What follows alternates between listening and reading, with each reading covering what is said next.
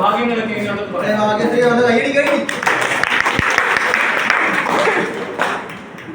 ഞാനൊരു 2 വർഷം ജോലി ചെയ്തിട്ടാണ് ഇവിടെ ഈ കോഴ്സ് ചെയ്യാനായിട്ട് വന്നത്.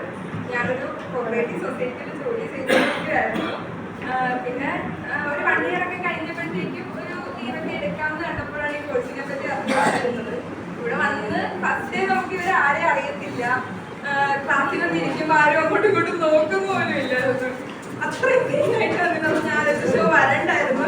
വൈബിനെ പറ്റി ആരും ഇല്ല. പിന്നെ ഞങ്ങൾ അങ്ങോട്ട് ഇവിടെ October 21st എൻ്റെ ബർത്ത്ഡേ ആയിരുന്നു. അപ്പോൾ ഇവിടെ വന്ന് എൻ്റെ ലൈഫിൽ എനിക്ക് ഇതുപോലത്തെ ഒരു ബർത്ത്ഡേ സെലിബ്രേഷൻ അല്ലെങ്കിൽ ഇത്രയും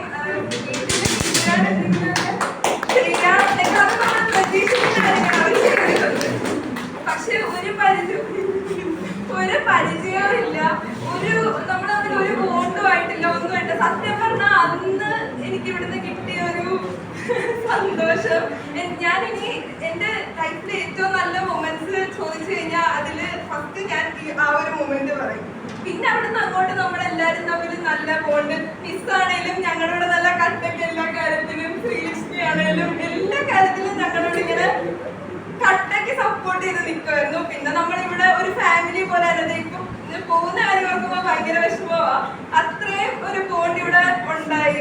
എല്ലാ കാര്യങ്ങൾക്കും അങ്ങോട്ടും ഇങ്ങോട്ടും ഒന്ന് വിളിക്കാനാണെങ്കിലും ഇപ്പൊ കോളേജൊക്കെ കഴിഞ്ഞിട്ട് ഇത്രയും ഗ്യാപ്പ് വന്നു. ഈ ഒരു ഗ്യാപ്പിൽ നമുക്ക് കോളേജിൽ ഫ്രണ്ട്സിനോടൊക്കെ ആണെങ്കിലും ഒരു ഗ്യാപ്പ് ഫീൽ ചെയ്ത് തുടങ്ങിയ ആ ഒരു ടൈമില് നമുക്ക് ഭയങ്കര ഇങ്ങനെ ഹൃദയത്തോട് ചേർത്ത് വെക്കാൻ പറ്റുന്ന ഒരു ഫാമിലി കിട്ടി ഇവിടുന്ന്.